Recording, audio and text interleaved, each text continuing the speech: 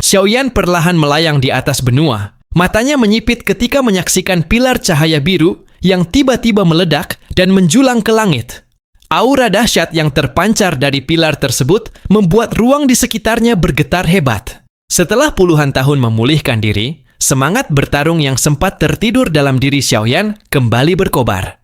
Namun, saat merasakan energi aneh yang terkandung di dalam pilar cahaya itu, ekspresi Xiaoyan seketika berubah menjadi penuh keterkejutan. Kemunculan pilar cahaya tersebut segera menarik perhatian para kultivator kuat dari berbagai penjuru benua Douqi. Dalam waktu singkat, tempat itu dipenuhi oleh para ahli generasi baru. Dua anggota klan Yao yang dahulu diselamatkan, Xiaoyan dari Nihility Devouring Flame, kini telah berhasil memulihkan dan meneruskan garis keturunan mereka. Klan Gu juga berkembang pesat dan melahirkan banyak kultivator kuat generasi baru, dengan Guli dan Gumei sebagai salah satu perwakilannya. Keduanya bahkan mampu mencapai tingkat Daozong di usia muda. Klan naga kuno juga tidak tertinggal, sehingga dengan perkembangan seperti ini, benua Douqi berpeluang melahirkan lebih banyak legenda besar di masa depan. Gu Yuan dan Zhu Kun kemudian mendekati Xiaoyan dan memperhatikan pilar cahaya tersebut dengan serius. Keduanya menyadari bahwa pilar cahaya itu kemungkinan merupakan jalan menuju benua atau dunia lain. Namun, sebelum siapapun dapat memastikannya, para kultivator yang berada dalam radius 1000 mil mulai merasakan sesuatu yang aneh. Energi di dalam pilar cahaya secara langsung menarik Douqi yang berada di dalam tubuh mereka. Gu Yuan dan Zhu Kun segera mengerahkan Douqi untuk melindungi diri dan mundur berulang kali karena tekanan yang semakin mengerikan. Berbeda dengan mereka, Xiaoyan tetap berdiri tanpa bergeming. Ia justru terus mendekati pilar cahaya tersebut dan akhirnya menyadari sumber energi yang terkandung di dalamnya. Energi itu ternyata adalah Qi asal kaisar. Tanpa membuang waktu, Xiaoyan segera mengulurkan tangannya dan mulai mengambil Qi asal kaisar dari dalam pilar cahaya. Gu Yuan, Zhu Kun, serta para kultivator kuat lainnya yang menyadari betapa berharganya energi tersebut juga segera mengumpulkannya. Dengan munculnya Qi asal kaisar, peluang untuk menerobos menuju ranah Dodi akhirnya kembali terbuka bagi para kultivator kuat benua Douqi. Namun, energi di dalam pilar cahaya 10.000 kaki itu terlalu dahsyat. Bahkan Gu Yuan dan Zhu Kun yang berada di puncak Dousheng tidak mampu menahannya dalam jarak dekat. Tekanan yang berasal dari energi asal kaisar begitu kuat hingga Douqi di dalam tubuh Xiaoyan sendiri ikut bergetar. Setelah berhasil mengumpulkan Qi asal kaisar dalam jumlah besar, Xiaoyan akhirnya bersiap meninggalkan benua Douqi dan menuju dunia yang sama sekali tidak dikenal. Perpisahan itu menjadi momen yang berat bagi Sun Er. Ia memahami bahwa perjalanan Xiaoyan kali ini berbeda dari sebelumnya, karena tidak seorang pun mengetahui apa yang menantinya di balik lorong tersebut. Meski khawatir, Sun Er juga mengerti bahwa Xiaoyan adalah seorang kultivator yang selalu mengejar puncak kekuatan. Ia hanya dapat berharap Xiaoyan menjaga dirinya dan kembali dengan selamat. Tidak lama kemudian, Cailin juga datang. Ia menunjukkan rasa tidak rela melihat Xiaoyan pergi, karena harus mengurus keluarga dan anak-anak mereka di benua Douqi. Namun, setelah melihat tekad Xiaoyan, Cailin akhirnya merelakan kepergiannya dengan harapan Xiaoyan kembali tanpa mengalami celaka sedikit pun. Sebelum pergi, Xiaoyan membagikan sebagian Qi asal kaisar yang telah dikumpulkannya kepada Sun Er, Cailin, Gu Yuan, Zhu Kun, dan para kultivator kuat lainnya. Dengan energi tersebut, mereka memiliki kesempatan besar untuk menerobos menuju ranah Dodi. Xiaoyan juga menitipkan klan Xiao kepada mereka, karena itulah satu-satunya hal yang masih membuatnya khawatir sebelum meninggalkan benua. Sejak Xiaoyan berhasil mencapai ranah Dodi, kekuatan garis keturunannya telah memberikan manfaat luar biasa kepada anggota keluarga terdekatnya. Dalam waktu singkat, klan Xiao berkembang dengan kecepatan yang mencengangkan dan menjadi salah satu keluarga besar di benua Douqi. Dengan bantuan Gu Yuan dan Zhu Kun, Xiaoyan akhirnya dapat sedikit merasa tenang karena keluarganya tidak akan sendirian setelah dirinya pergi. Tidak lama kemudian, Xiao Xiao datang menemui ayahnya. Gadis itu kini telah tumbuh menjadi anak berusia sekitar 11 atau 12 tahun dengan penampilan yang sangat mirip dengan Cailin. Xiao Xiao mewarisi garis keturunan ular piton penelan langit, 9 warna milik Cailin, sekaligus garis keturunan Dou Di milik Xiaoyan. Kombinasi kedua garis keturunan tersebut membuat pertumbuhan kekuatannya menjadi sangat mengerikan. Di usia yang masih begitu muda, Xiao Xiao telah mencapai tingkat Dou Sheng bintang 9.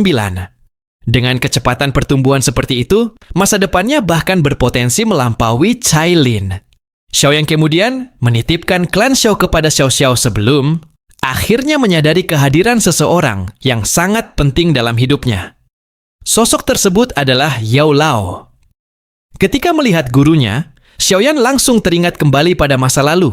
Dahulu, ia hanyalah seorang pemuda dari kota Wutan yang kehilangan bakat dan dianggap tidak berguna. Namun, Yao Lao hadir di saat paling penting dalam hidupnya, memberikan bimbingan dan perlindungan, hingga Xiaoyan mampu menapaki jalan kultivasi yang luar biasa. Tanpa Yao Lao, perjalanan Xiaoyan mungkin sudah berakhir jauh sebelum mencapai puncak. Kini pemuda yang dahulu membutuhkan perlindungan itu telah tumbuh menjadi kaisar api, sosok terkuat di benua Douqi. Sebagai bentuk penghormatan dan rasa terima kasih kepada gurunya, Xiaoyan memberikan beberapa pil obat tingkat 9 serta si asal kaisar kepada Yao Lao. Pil-pil tersebut bukanlah pil biasa, melainkan pil berharga yang memiliki nilai luar biasa di benua Douqi. Dengan bantuan Ki asal kaisar dan pil tersebut, Yao Lao memiliki peluang besar untuk menerobos menuju ranah Doudi. Sebelum meninggalkan gurunya, Xiaoyan melakukan penghormatan terakhir dengan penuh ketulusan. Ia berlutut dan bersujud kepada Yao Lao, mengingat seluruh perjalanan yang telah mereka lalui bersama. Setelah itu, Xiaoyan perlahan berdiri dan tidak mengatakan apa-apa lagi.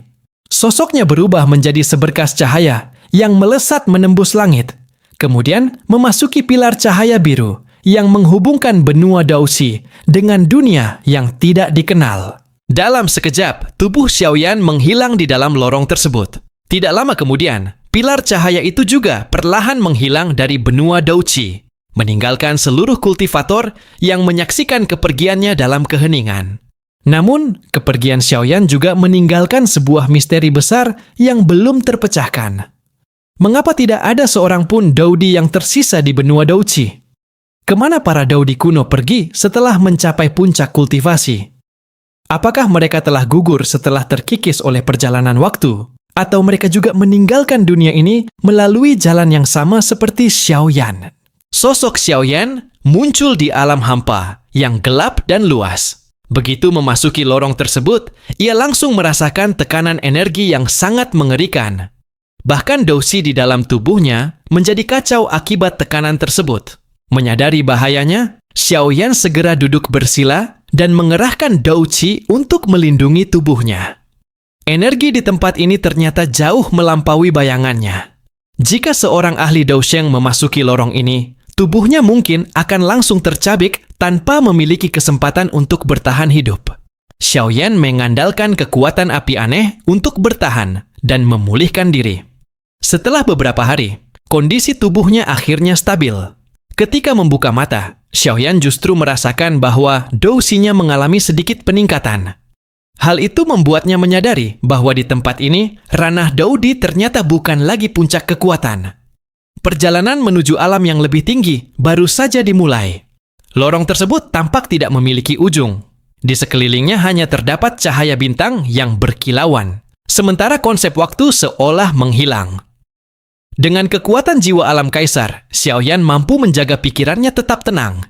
Ia kemudian membentangkan sayap tulangnya dan terbang menembus ruang yang luas, dilindungi oleh lingkaran api aneh di sekeliling tubuhnya. Entah sudah berapa lama Xiaoyan terbang, ia menemukan bahwa semakin jauh dirinya bergerak, semakin padat ki asal kaisar yang berada di sekitarnya. Hal itu membuatnya yakin bahwa lorong ini pasti memiliki ujung. Namun perjalanan tersebut sangat sunyi. Tidak ada suara selain desisan sayap tulangnya yang terus menggema di tengah alam hampa.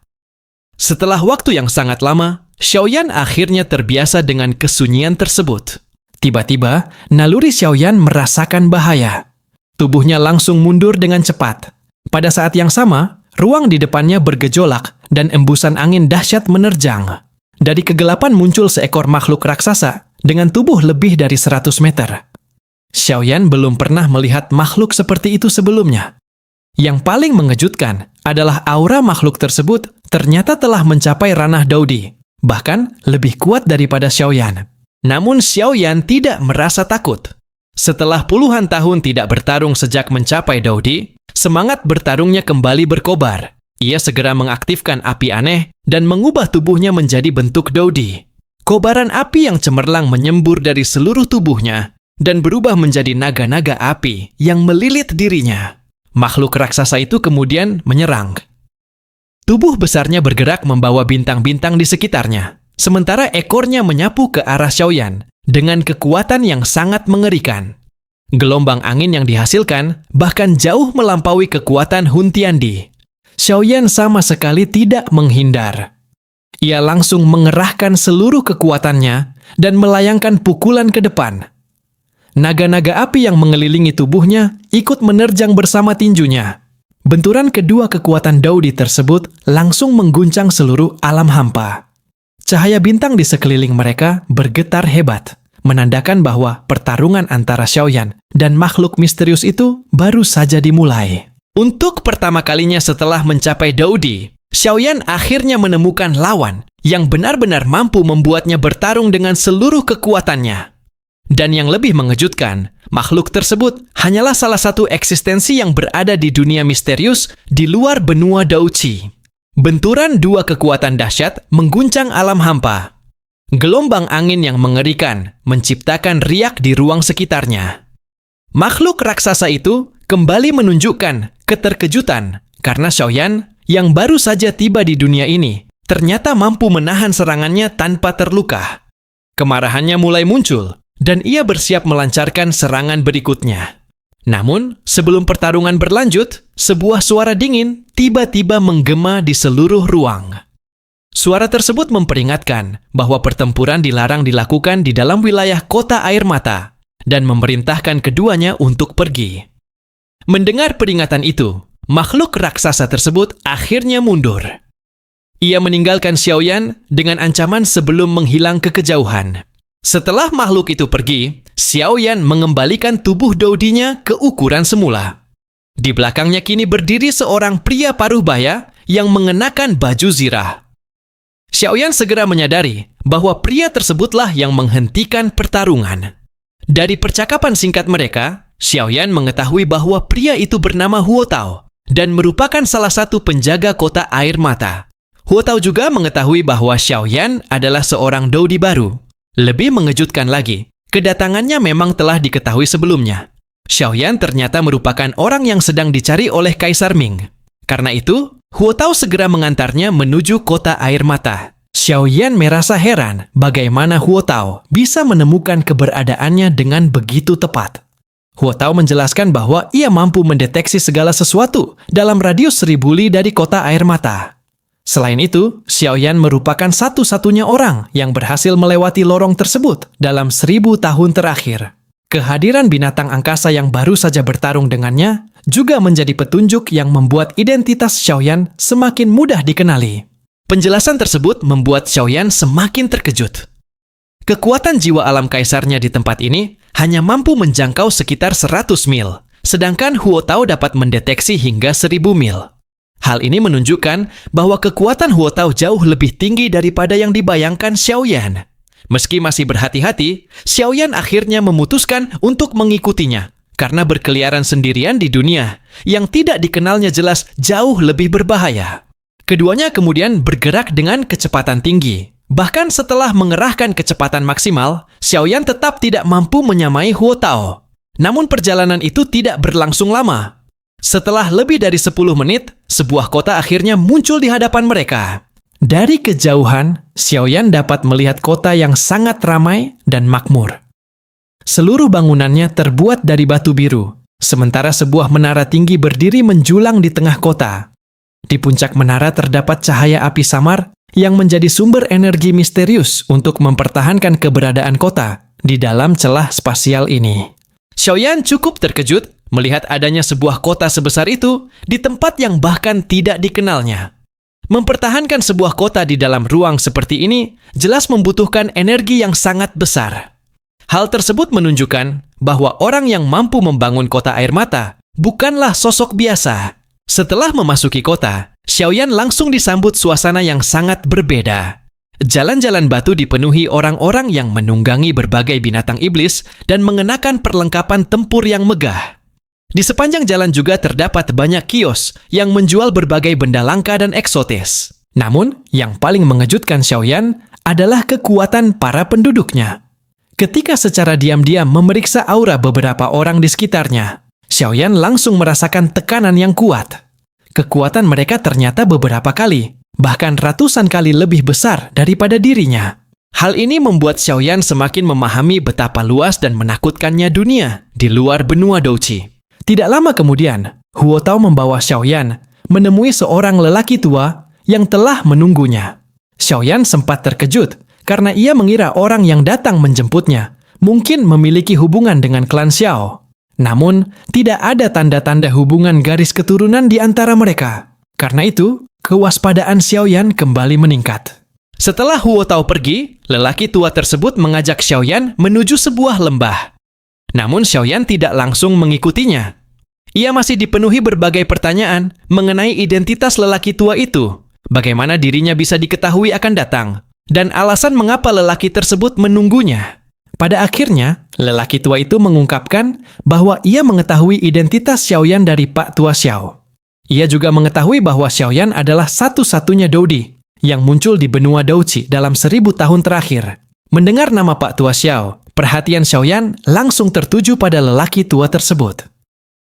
Kedatangannya ke dunia ini ternyata telah diketahui oleh seseorang sejak jauh sebelumnya. Xiaoyan mengangguk setelah mendengar penjelasan lelaki tua tersebut. Jika memang tidak ada orang lain yang melewati lorong itu dalam 1000 tahun terakhir, maka dialah satu-satunya orang yang dimaksud. Namun, perkataan lelaki tua itu tentang klan Xiao dan Pak Tua Xiao langsung menarik perhatian Xiaoyan. Ia akhirnya mengetahui bahwa leluhurnya ternyata masih ada di dunia ini dan bahkan telah mengetahui kedatangannya. Mendengar bahwa Pak Tua Xiao lah yang memintanya untuk menjemput, Xiaoyan segera ingin bertemu dengan leluhurnya. Lelaki tua itu kemudian membuka celah ruang dan membawa Xiaoyan menuju tempat lain. Begitu keluar dari celah tersebut, aura kuno yang sangat kuat langsung menyelimuti mereka. Xiaoyan segera menyadari bahwa ki asal kaisar di tempat ini jauh lebih padat dibandingkan lorong yang baru saja dilewatinya. Di hadapannya terbentang hutan yang sangat luas dengan pepohonan raksasa yang menjulang hingga ke langit. Ukurannya begitu besar hingga tampak seperti pilar yang menopang langit dan bumi. Di sepanjang tanah juga tumbuh berbagai bahan obat, bunga langka, serta rumput eksotis yang dipenuhi energi spiritual. Sebagai seorang alkemis tingkat 9, Xiaoyan tentu sangat tertarik. Banyak bahan obat yang berada di hadapannya, bahkan belum pernah ia lihat sebelumnya. Sementara bahan yang pernah dikenalnya merupakan harta langka yang sangat sulit ditemukan di benua Douqi. Di tempat ini semuanya justru tumbuh seperti tanaman biasa. Xiaoyan pun tanpa ragu mulai mengumpulkannya. Namun, lelaki tua itu justru menganggap semua bahan obat tersebut tidak lebih dari gulma.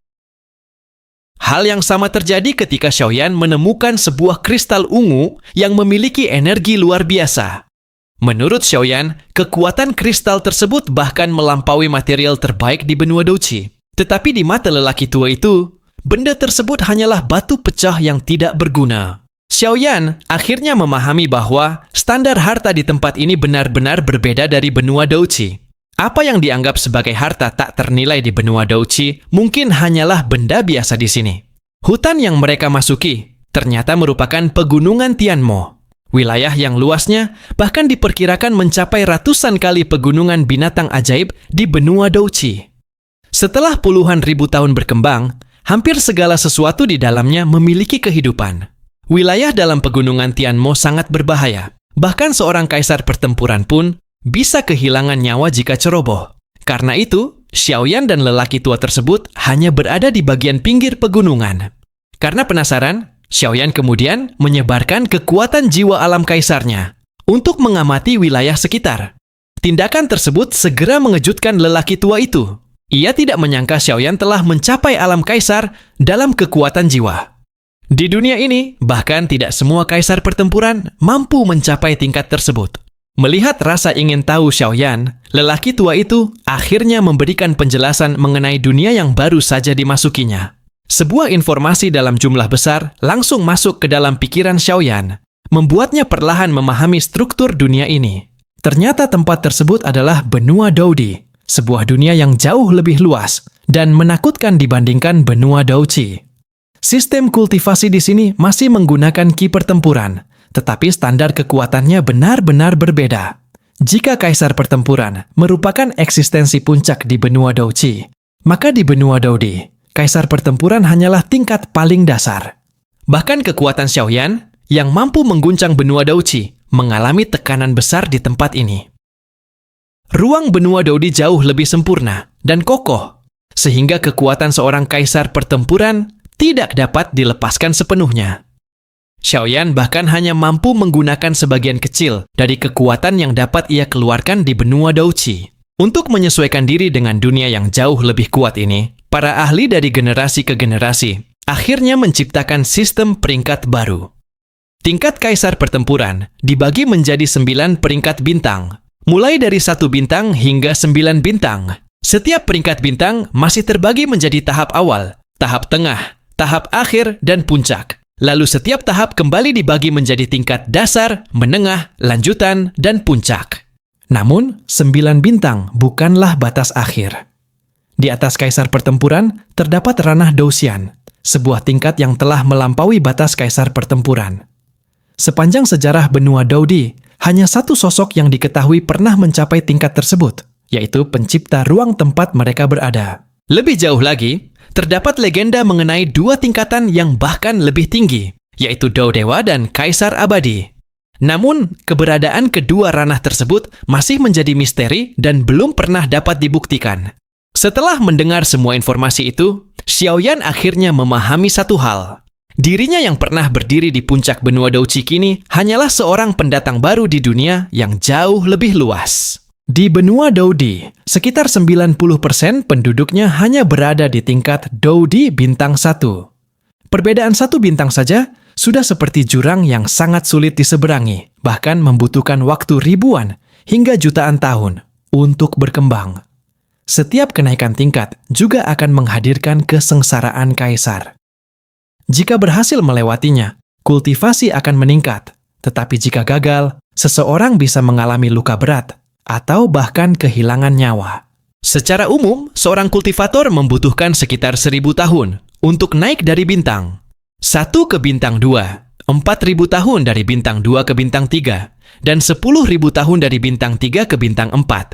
Sementara itu, menerobos dari bintang 4 menuju bintang 5 jauh lebih sulit dan sangat bergantung pada bakat serta keberuntungan. Di atas bintang 5, para kultivator menjadi eksistensi yang sangat langka dan dianggap sebagai legenda di seluruh benua Doudi. Ada pula fenomena langka yang disebut kesengsaraan kaisar dini. Dalam kondisi tertentu, seorang kultivator dapat menghadapi kesengsaraan sebelum waktunya dan memperoleh kesempatan untuk menerobos lebih cepat. Namun, peluang seperti ini sangat kecil. Selama puluhan ribu tahun sejarah benua Doudi, hanya beberapa puluh orang yang berhasil meningkatkan peringkat mereka dengan mengandalkan kesempatan tersebut. Bahkan jika mendapat kesengsaraan kaisar dini, melewatinya tetap sangat sulit karena kesengsaraan tersebut akan melahirkan iblis kaisar yang membutuhkan kekuatan luar biasa untuk dikalahkan. Karena itu, sebagian besar kultivator memilih menempuh jalan panjang dengan menghabiskan ribuan tahun untuk memperkuat diri. Namun, ada pula kultivator iblis yang menggunakan metode kultivasi berbeda untuk meningkatkan kekuatan dengan cepat. Perkembangan Douxi yang ekstrim bahkan melahirkan berbagai jalur kultivasi baru, termasuk ras iblis. Sayangnya, metode mereka yang kejam dan tidak manusiawi membuat kultivator iblis dibenci oleh banyak pihak. Benua Doudi juga sangat luas dan dipenuhi berbagai keluarga monster buas, keluarga misterius, serta peninggalan dari para ahli masa lalu. Ketika sebuah keluarga atau kekuatan besar musnah, mereka terkadang meninggalkan buku rahasia dan warisan tersembunyi yang menunggu orang yang ditakdirkan untuk menemukannya. Karena itulah, banyak kultivator kuat di benua Daudi berhasil meningkatkan kekuatan melalui berbagai pertemuan kebetulan. Xiaoyan juga akhirnya mengetahui bahwa benua Douqi bukanlah satu-satunya dunia. Alam semesta ini bagaikan sebuah galaksi yang terdiri dari banyak antarmuka spasial. Sementara benua Douqi hanyalah salah satunya. Berbeda dengan benua Douqi yang telah kehabisan sumber qi, antarmuka lain masih terus melahirkan Daudi baru. Para Daudi dari berbagai dunia tersebut akhirnya datang ke benua Daudi dan memberikan kekuatan serta garis keturunan baru kepada dunia ini. Wilayah tempat Xiaoyan berada saat ini disebut Provinsi Di.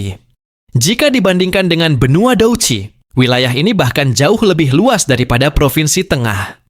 Sosok yang membawa Xiaoyan ke tempat ini juga akhirnya memperkenalkan dirinya sebagai Guan Fangming, yang dikenal dengan gelar Kaisar Ming. Ia merupakan seorang Daudi bintang 3 dan termasuk salah satu tokoh kuat di Provinsi Di. Saat Xiaoyan selesai menerima semua informasi tersebut, bahaya tiba-tiba muncul. Kaisar Ming segera mendorong Xiaoyan ke belakang dan menahan serangan mendadak yang menerjang dari arah hutan. Aura Daudi bintang 3-nya langsung meledak dan berhasil menetralisir serangan tersebut. Xiaoyan segera mengerahkan kekuatan jiwa alam kaisarnya untuk menyapu seluruh area. Dengan kemampuan tersebut, hampir tidak ada keberadaan yang mampu bersembunyi dari pengamatannya. Tanpa ragu, Xiaoyan langsung menerjang menuju sumber serangan. Tubuhnya membesar hingga menjadi raksasa, sementara beberapa naga api berputar mengelilinginya. Telapak tangannya kemudian menghantam pepohonan di hadapannya dan memaksa beberapa sosok keluar dari persembunyian. Kaisar Ming cukup terkejut melihat keberanian Xiaoyan. Namun, kejutan yang lebih besar justru muncul ketika dua sosok lain tiba-tiba muncul di belakang mereka. Keduanya mengenakan pakaian yang sama dengan Kaisar Ming dan memiliki aura yang jauh lebih kuat daripada Xiaoyan. Hal ini membuat Xiaoyan kembali menyadari bahwa di benua Daudi, dirinya bukan lagi sosok yang berdiri di puncak. Kaisar Ming kemudian mengenali kelompok yang menyerang mereka. Pemimpin kelompok tersebut adalah Pak Tua Yiying yang membawa 5 orang Daudi bintang 2. Yiying mengaku tidak berniat menyerang Kaisar Ming dan hanya mengincar Xiaoyan. Ia bahkan ingin membawa Xiaoyan pergi bersama kelompoknya. Namun, Kaisar Ming langsung memperingatkan bahwa Xiaoyan berasal dari klan Xiao dan bukan seseorang yang bisa mereka ganggu sembarangan. Jika klan Xiao sampai turun tangan, sekte iblis Yi milik Yi yang mungkin tidak akan mampu menanggung akibatnya. Bahkan dengan 5 Daudi bintang 2, mereka tetap bukan tandingan Kaisar Ming. Yiying awalnya masih meragukan identitas Xiaoyan. Ia mengira Kaisar Ming hanya berusaha melindungi pemuda tersebut. Baginya, Xiaoyan hanyalah Daudi bintang 1, sehingga seharusnya tidak terlalu sulit untuk direbut. Namun, ketika mengetahui bahwa Xiaoyan memiliki api surgawi di dalam tubuhnya, keserakahan kelompok Yiying semakin besar. Mereka rela mempertaruhkan nyawa demi mendapatkan api surgawi tersebut. Pada akhirnya, Yiying tidak lagi berniat mundur dan memerintahkan seluruh anggotanya untuk menyerang.